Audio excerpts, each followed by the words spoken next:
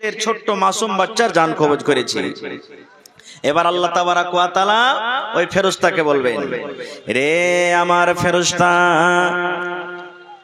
যখন তুমি আমার ওই বান্দার ছেলের জানখানাকে কবজ করো, তার কলিজা খানাকে যখন তোমরা কবজ করো, রূহটাকে তার কবজ করো, এই আমার ফেরেশতার দল তোমরা শুনে নাও, যখন তুমি আমার ওই বান্দার ছেলে মাটকোপা গ্রামের কিংবা খট্টি হাসেলি পঞ্চায়েতের কিংবা বানসর গ্রামের কিংবা কোঠে বাড়ির কিংবা খড়বাড়ির গ্রামের আব্দুল্লাহর ছেলের জানটাকে যখন তুমি কবজ করো, আব্দুর রহমানের ছেলের জানখানাকে যখন তুমি কবজ করো, ওই কবজের টাইমে মতের সময়তে আমার ওই বান্দা বান্দিরা কি অবস্থায় ছিল, কি করছিল, কি বলছিল একটু বলে দাও।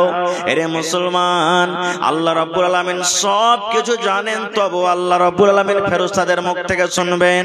এবার ফেরেশতারা বলবেন, মাবুদ, যখন তোমার ওই বান্দার ছেলের জানখানাকে আমরা কবজ করলাম, ওই টাইমে তারা কান্নাকাটা করেনি, হাউমাউ করে চিৎকার করেনি।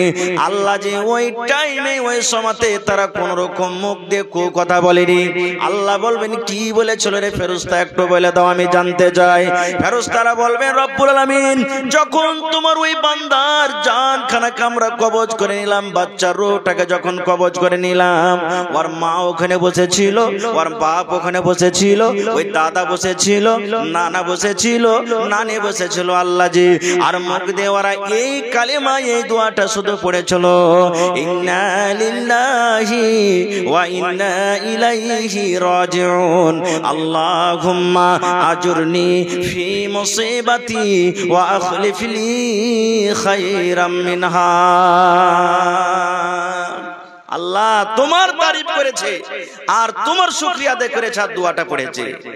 তাহলে বোঝা গেল, মা মরে গেল, বাবা মরে গেল, নানা মরে গেল, দাদা মরে গেল, স্ত্রী মারা গেল, স্বামী মারা গেল, কলেজার টুকরা ছেলে মেয়ে মারা গেল, কিংবা আপনি মাইকে শুনতে পান অমুক গ্রামের অমুক লোক মারা গেছে, আল্লাহ রাসূল বলেছেন, উম্মত রে, যখন তুমি মৃত্যুর সংবাদ পাবে, মরার খবর যখন তুমি পেয়ে যাবে, তখন তুমি হাউমাউ হাউমাউ করে চিৎকার করিও না, তোমাকে এই দোয়াটা শুধু পড়তে হবে, ইন্না লিল্লাহি ওয়া ইন্না ইলাইহি রাজিউন। এই দোয়াটা পড়তে হবে। কিন্তু ওরে সুবহানাল্লাহ, কত মা খালা এমন আছে, যদি মৃত্যুর কোনো খবর পেয়ে লাই, এত করে কানবে, চুলগালাকে ঝেঁকড়ে মেকড়ে ফেলবে, বুকে বাড়ি মারবে, আর সর্দি লাখে নাই তবে এমন করে কানতে কানতে লাখে টেনে টেনে সর্দি দিয়ে কানবে, আর একবারে মনে হয় 10-20 বাড়ি নিয়ে সবকে জানিয়ে দেবে যে ইয়ার কি হয়ে গেছে নাকি, একবারে দাঁতি মুতে লাগিয়ে দেবে। এরকম শরীয়তে কান্দা নাও হারাম করেছেন, কানতে হবে না কো, এরকম কান্দন আল্লাহ তাবারাক ওয়া তাআলা পছন্দ করেন না ভাই আমার। তবে শরীয়তে কান্দন নাই। একটা উদাহরণ বলি, জালসাতে এই চুটকলা বলা ছেড়ে দিয়েছি, কিন্তু উদাহরণস্বরূপ বলছি যে একটা লোকের মা মরেছে, মোড়লের মা মরেছে, কাইনবার কেউ নেই, কেউ একটা লোক নেই, কাইনবার কে কাঁদবে? তখন মা বেটিকে ভাড়া করে এনেছে যে আগে আমার মা মরেছে, তো চল তো তোরা কানবি। তখন মা বেটি বলছে, হ্যাঁ মোড়ল, তোরকে মা মরেছে তো কি দিবি, আমরা কানবো তো। বলছে 2.5 কিলো জুয়া দিব, চল। বলছে ঠিক আছে চল। আপ কহেন নিজের মা বাপ মরতে গেলে ওর আলাদা কান্দন হবে, আর ও পরকে ভাড়া করে আসলে ওর কান্দন আলাদা হবে না, হবে না? আপ কি দিয়ে কানবে মা বেটি? মোড়লের মার পাঞ্জরে বসে আছে, তখন বলছে মল্লের ঘে মা মরেছে হু হু, মা বেটি কানছে, মল্লের ঘে মা মরেছে হু হু, যাও দিবে কি ফাও দেবে হু হু, দিবে কি দিবে না হু হু, এই তো কানছে ভাই আমার। তাহলে এবার ফেরেশতারা বলবেন, আল্লাহ তোমার ওই বান্দা তোমার শুকরিয়া আদায় করেছে এবং দোয়া পড়েছে। রে আমার মায়েরা, খালারা, ভাইরা, শুনে নেন, যখন বাচ্চা ছেলের এরকম ভাবে সংবাদ পাবেন আল্লাহ তাবারাক ওয়া তাআলা, আল্লাহ রাব্বুল আলামিন ফেরেশতারাকে বলবেন, আরে আমার ফেরেশতার দল, আমার ওই বান্দা যখন আমার শুকরিয়া আদায় করেছে, কলেজার টুকরা দুনিয়া থেকে চলে গেছে, আদরের সন্তান দুনিয়া থেকে চলে গেছে, লেগেছে, তবু কান্নাকাটা করেনি, হাওমাও করে চিৎকার করেনি, দোয়া পড়েছে, সবর করেছে। আমি আল্লাহ তোমাদেরকে ফেরেশতা আদেশ করছি, যাও যাও যাও, এই ছেলের মা এবং বাবার জন্য আমি আল্লাহ আদেশ করেছি জান্নাতের ভেতরে এখন ঘর তৈরি করে দাও। সুবহানাল্লাহ। তাহলে যেই সমস্ত মা খালা ভাইয়ের ঘে ছোট সন্তান মারা গেছে, সবর যদি করে থাকে তাহলে জান্নাতে তার জন্য এখানটা ঘর রেডি হয়ে আছে। কিন্তু এখন তো দেখবেন কত মা খালা আছে, শরীয়ত জানছে যে কানতে হয় না, ও কানবে না, তখন আশেপাশে কার অন্য মহিলারা বলবে এর দিলখানটা কত পাথরটি, ওর ছেলেটা মরে গেছে তাই একটুকু কান্দে না মাগি, মনে হয় কত যে ওর লেগে ভালো হয়েছে তা আল্লাহ জানছে, বলে না, কত লোক বলে। তাহলে সবর করতে গেলে আল্লাহ তাবারাক ওয়া তাআলা জান্নাতে এখন ঘর বানিয়ে দিবেন। তাহলে একটা হাদিস শিখে নিলেন, আরেকটা হাদিস শিখেন। আল্লাহর নবী বলেছেন, এরে আমার উম্মত, 24 ঘন্টার ভিতরে আল্লাহ রাব্বুল আলামিন কোরআন মাজিদে একটা সূরা দান করেছেন, যে সূরাটার নাম হলো সূরা ইখলাস। এই যে আমি খুতবার পর পড়েছি, দয়ার নবী বলেছেন, উম্মত রে, যে কোনো টাইমে তুমি বাড়িতে বসে আছো, তুমি ঠেরা ঘুরাইছো, তুমি সানি কাটছো, তুমি বাড়িতে বসে আছো, মোটরসাইকেল চালিয়ে তুমি রাস্তা দিয়ে চলে যাও, তুমি বসে চড়ে আছো, ট্রাকে চড়ে আছো, মসজিদে উজু করে নামাজ পড়তে যাও, নামাজ পড়ার পর তুমি বসে আছো, কিংবা নামাজ পড়ে তুমি বাড়ির দিকে রওনা হয়েছো, যে কোনো টাইমে আল্লাহর নবী বলেছেন, উম্মত তুমি যদি খালেস নিয়তে সূরা ইখলাস আউযু বিল্লাহ বিসমিল্লাহ বলে যদি 10 বার তুমি পড়তে পারো, রাসূল বলেছেন কতবার? জোরে বলেন কতবার?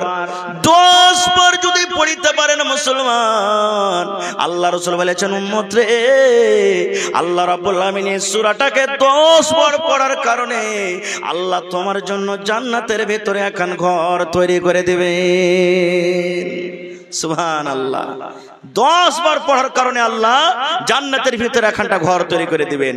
কিন্তু আজকে আমরা মুসলমান তো যেমনি সালাম ফিরলাম, ডান দিকে সালাম হলো, বাম দিকে সালাম হলো, মনে হয় আগুনের পরে মসজিদে বসে আছে, দেই উড়ান, মুলবিরা দুয়া বাদ করে দিয়েছে, তার ফের বসার কি দরকার? সুবহানাল্লাহ। একটা ফজিলত শিখলেন, সূরাতুল ইখলাস 10 বার পড়তে গেলে আল্লাহ কোথায় ঘর বানাবেন? জান্নাতের ভিতরে ঘর বানিয়ে দিবেন। আরো একটা হাদিস শুনেন, আপনাকে প্রশ্ন করছি, আল্লাহ রাসূল বলেছেন, যখন তুমি মসজিদের ভিতরে ঢুকবে, মসজিদে যখন তুমি দাখিল হবে, রাসূল বলেছেন দোয়া পড়তে হবে। দোয়া আছে না নাই? মসজিদে ঢোকার দোয়া আছে না নাই? আর একটু জোরে বলেন, আছে না নাই? আল্লাহ রাসূল বলেছেন, উম্মত জমিনের উপরে, আকাশের তলাতে, পৃথিবীতে যত জায়গা রয়েছে, সমস্ত জায়গার মধ্যে উত্তম জায়গার কথা রাসূল মসজিদ বলেছেন। রে উম্মত, আল্লাহ রাসূল বলেছেন, তোমার একটা মসজিদ আছে, আলবেস্টার লাগানো, টাইলস লাগানো মসজিদে, উপরে টিন আছে, মসজিদে তোমার টাটির ঘর আছে, দেওয়াল নাই, আর তোমার বাড়িতে 5 তলা মাকান, তুমি সুন্দর সুন্দর তুমি টাইলস লাগিয়ে রেখেছো, রাজস্থান থেকে টাইলস তুমি নিয়ে এসেছো, তুমি শিলিগুড়ি থেকে তুমি টাইলস নিয়ে এসেছো, তুমি অন্য অন্য দেশ থেকে তুমি টাইলস নিয়ে এসেছো। আল্লাহ রাসূল বলেন, উম্মত রে, এই মসজিদ থেকে তোমার বাড়ি ভালো হতে পারে না, ভালো হতে পারে না। আল্লাহ রাসূল বলেছেন, যখন তুমি মসজিদের ভিতরে ঢুকবে, মসজিদে যখন তুমি যাবে, আল্লাহ রাসূল বলেছেন, উম্মত তোমাকে এই দোয়া পড়তে হবে, আল্লাহুম্মা আফতাহলি আবওয়াবা রাহমাতিক, আল্লাহ তুমি আমার জন্য আল্লাহ রহমতের দুয়ার আল্লাহ তুমি খুলে দাও। আল্লাহুম্মা আফতাহলি আবওয়াবা রাহমাতিক। যেমন মসজিদে আপনি ঢুকবেন, আল্লাহ রাসূল বলেছেন, মসজিদে যখন ঢুকবেন আপনি, তখন ডান পা খান মসজিদের ভিতরে আগে রাখতে হবে, বাম পা আপনাকে আগে রাখতে হবে না। মসজিদের ভিতরে যখন ঢুকবেন তখন ডান পা দিতে হবে। যেমন মসজিদে আপনি ডান পা রেখে দিলেন, নবী বলেছেন, উম্মত রে, ডান পা রাখার সময়তে তোমাকে এই দোয়াটা পড়তে হবে, আল্লাহুম্মা আফতাহলি আবওয়াবা রাহমাতিক। আর যখন মসজিদ থেকে তুমি বের হয়ে যাবে, তখন তুমি বাম পা খানটা আগে বের করে দাও, বাম পা খানটা মসজিদ থেকে আগে বের করো। তারপর রাসূল বলেছেন, এই দোয়াটা তুমি পড়ো, আল্লাহুম্মা ইন্নী আসআলুকা মিন ফাজলিক। এটা হলো মসজিদ থেকে বের হওয়ার দোয়া। জানছেন আশা করছি সবাই। এবার আপনাকে আরেকটা হাদিস বলি, এটা হলো হাদিসের এক পয়েন্ট, যে এই পৃথিবীর মধ্যে সবথেকে উত্তম জায়গা হলো কি? সব থেকে ভালো জায়গা হলো কি? মসজিদ। আর এর অপোজিট উল্টা নিলেন। আল্লাহর নবী বলেছেন, এরে আমার উম্মত, জমিনের উপরে, এই জমিনের উপরে সব থেকে নোংরা খারাপ জায়গা হইল বাজার। সব থেকে খারাপ জায়গা হলো কি? জোরে বলেন, সব থেকে নোংরা জায়গা হলো কি? বাজার। কিন্তু এই বাজারও একটা খুব মজার কথা লুকিয়ে আছে। কি মজার কথা জানেন?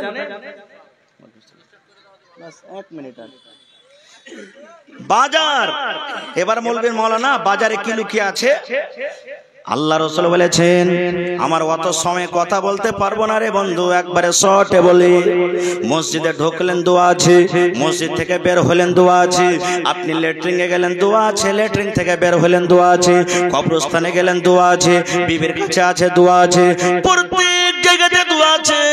আল্লাহ রাসূল বলেছেন, উম্মত রে, যখন তুমি বাজারে যাবে, তুমি তরকারি কিনতে চক চলে গেছো, তুমি সবজি কিনতে তুমি চক চলে গেছো, তুমি বকরি কেনার জন্য তুমি চক চলে গেছো, তোমার বাড়িতে কুটুম চলে এসেছো, তুমি রসগোল্লা কেনার জন্য মার্কেট চলে গেছো। আল্লাহ রাসূল বলেছেন, উম্মত, জমিনের উপরে সব থেকে নোংরা খারাপ জায়গা হলো বাজার, মার্কেট।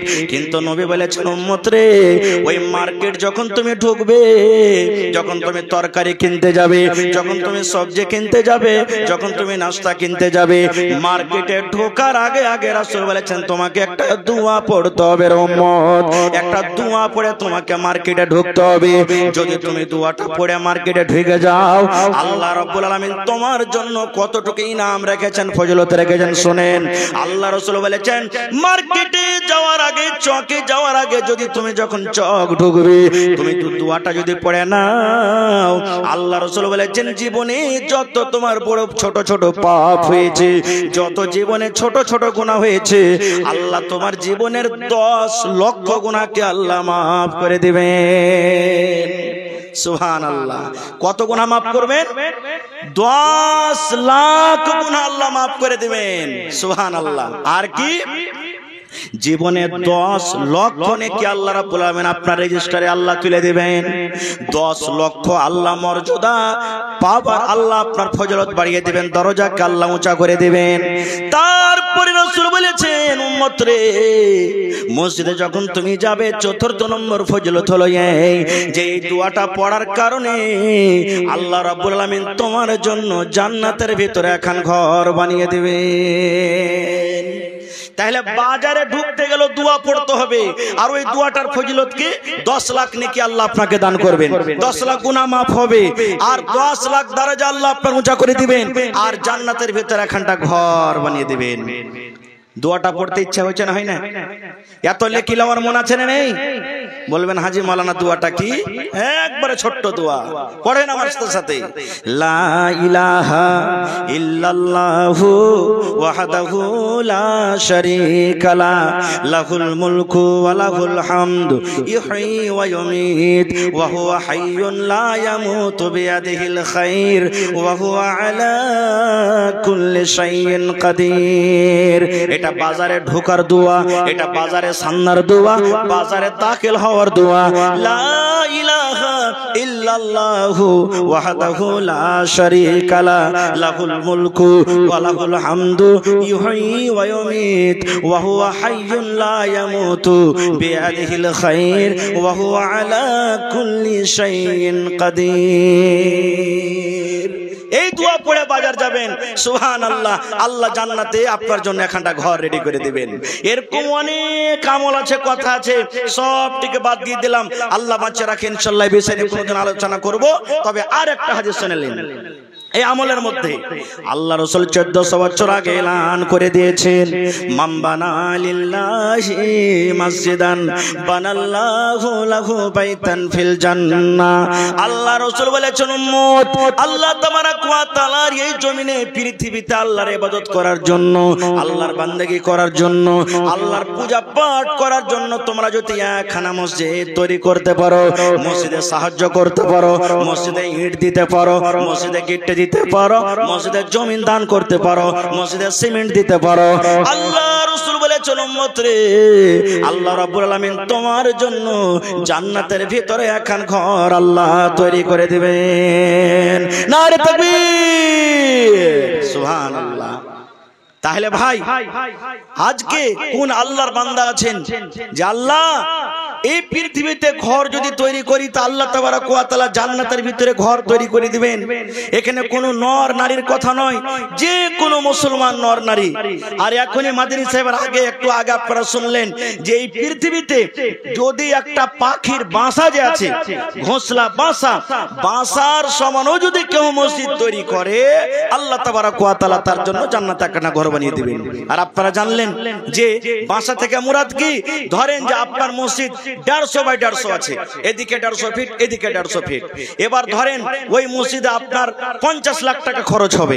এবার আপনি তো 50 লাখ টাকা একাই দিতে পারবেন না, তো আল্লাহ রাসূল বলেছেন উম্মত ওই মসজিদে তুমি 10,000 দিয়ে দাও, 5,000 দিয়ে দাও, 10 টাকা দিয়ে দাও, 100 টাকা দিয়ে দাও, ইট দিয়ে দাও, সিমেন্ট দিয়ে দাও, গিট্টি দিয়ে দাও, ছড় দিয়ে দাও। এই তুমি দানে যে সহযোগিতা করলে, তুমি দানে ভাগীদারি হয়ে গেলে আল্লাহ তাবারক ওয়া তাআলা এই ভাগীদারির কারণে তোমাকে জান্নাতে একটা ঘর দিয়ে দিবেন। যখন হযরত উসমান গনি রাদিয়াল্লাহু তাআলা আনহুকে সুবহানাল্লাহ বাড়িতে ঘেরাও করেছেন, উসমান যখন শহীদ হয়েছিলেন বাড়িকে ঘেরাও করা হয়েছে, মসজিদের পাশে একটা জমিন পড়ে আছে, ফাঁকা জমিন। আল্লাহ রাসূল সাহাবীদের মধ্যে এলান করে দিলেন, রে আমার সাহাবীর দলেরা, তোমরা কে এমন আছো এই মসজিদের জমিনটা তোমরা যদি খরিদ করে মসজিদে মালাকি দিতে পারো, এই জমিনটাকে খরিদ করে তোমরা মসজিদে মিলে দিতে পারো, আল্লাহ রাব্বুল আমিন তার বিনিময়ে জান্নাতের ভিতরে একখান ঘর বানিয়ে দিবেন। হযরত উসমান গনি রাদিয়াল্লাহু তাআলা আনহু ঘরে বন্দী হয়েছে, বের হইতে পারেন না।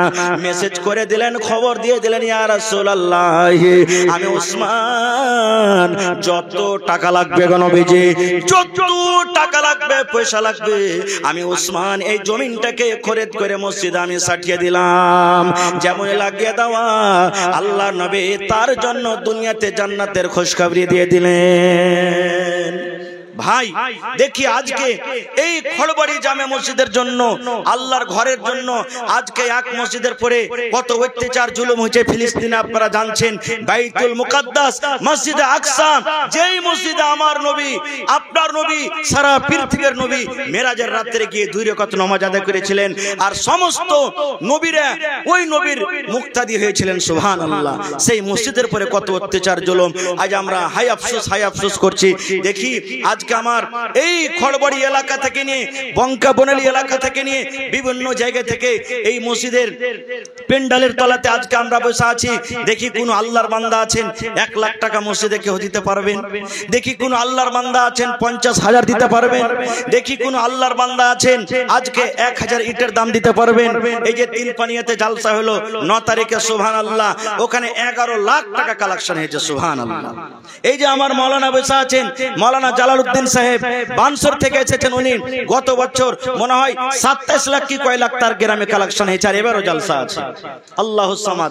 আর এই জায়গাতে আমার এই মুখিয়াজি মুজাহিদুল ইসলাম সাহেবের এই জালসা আপনারাকে নিয়ে করেছেন, আপনারা তার সহযোগিতা করছেন, আল্লাহ ইজ্জত সম্মানে রেখেছেন, ইজ্জত দিয়েছেন।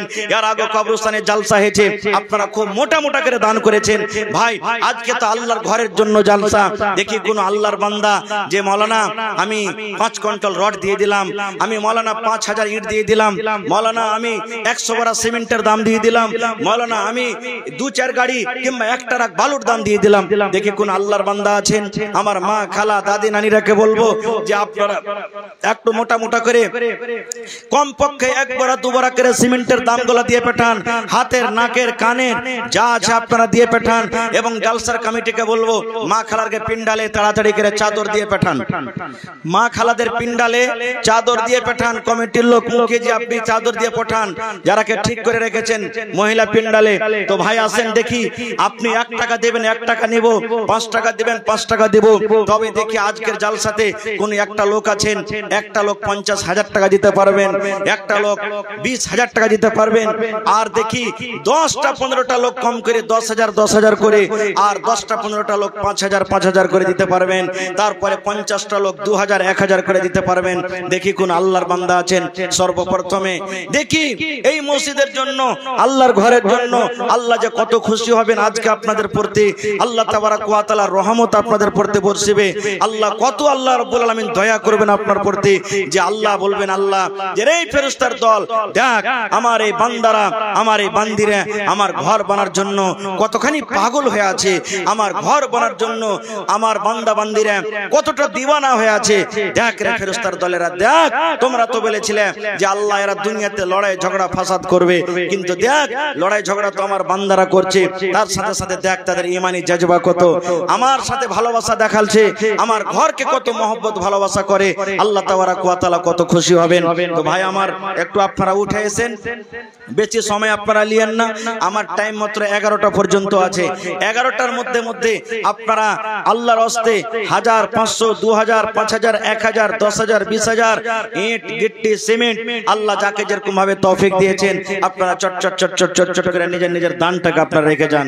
এই দেখেন দান আসতে শুরু হয়েছে মাশাআল্লাহ। একজন আমার বুড়া নানা 500 টাকা দান করেছেন, একজন ভাই আমার 500, একজন 200, আর কয়েকজন 200, 100, 500, 1000 করে দান করেছে। ভাই আমার আসেন দেখি, একটা লোক 10,000 টাকা কেউ দিতে পারবেন, একটা লোক 5,000 টাকা, 100 সেফটি বালুর দাম, দেখি কোন লোক দিতে পারবেন কি পারবেন না। ভাই আমার আল্লাহ তাবারাক ওয়া তাআলা বলেন বান্দা আমার রাহে তুমি খরচ করো, আমি আল্লাহ তাবারাক ওয়া তাআলা তোমাদেরকে আরো দান করব। মাশাআল্লাহ। কি নাম আপনার?